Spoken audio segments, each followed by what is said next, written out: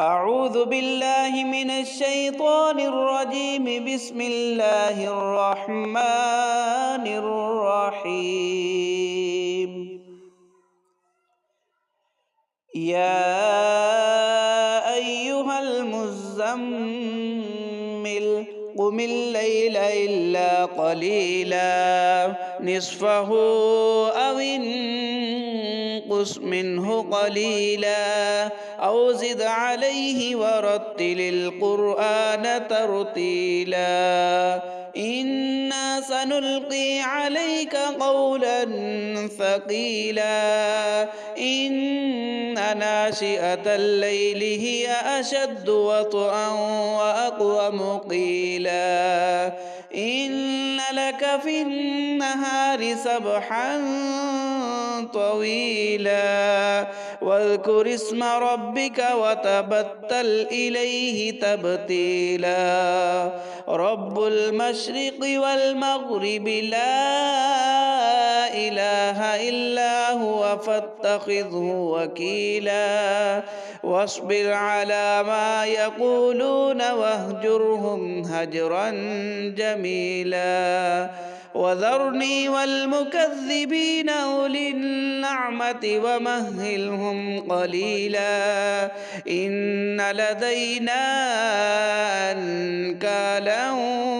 وجحيما وطعاما ذا غصة وعذابا أليما يوم ترجف الأرض والجبال وكانت الجبال كثيبا مهيلا إنا أرسلنا إليكم رسولا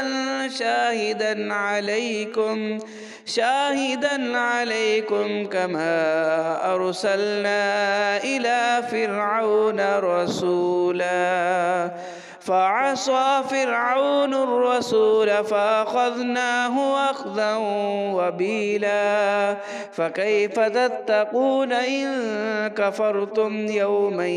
يجعل الولدان شيبا السماء منفطر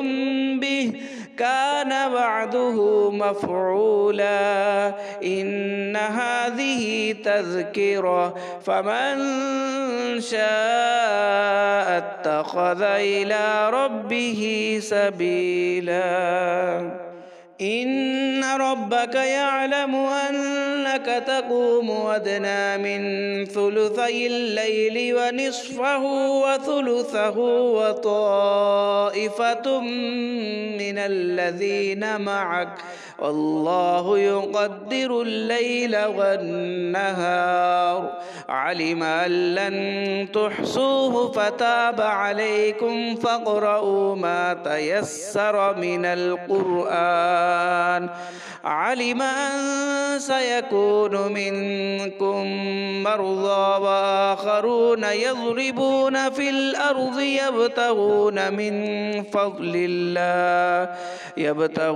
من فضل الله وآخرون يقاتلون في سبيل الله فاقرؤوا ما تيسر منه وأقيموا الصلاة وآتوا الزكاة وأقرضوا الله قرضا حسنا وما تقدموا لأنفسكم من خير تجدوه عند الله هو خيرا وأعظم أجرا واستغفروا الله إن الله غفور رحيم صدق الله العظيم.